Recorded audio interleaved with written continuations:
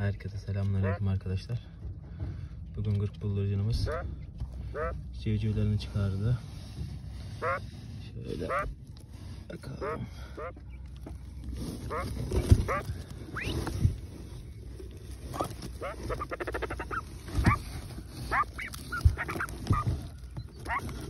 Şöyle 2 adet sağlıklı güzel civcivler mevcut. Maşallah. Ay maşallah maşallah. Bunları şimdi yeni yerlerine alacağız. Şöyle sağ salim büyütür civcivlerini.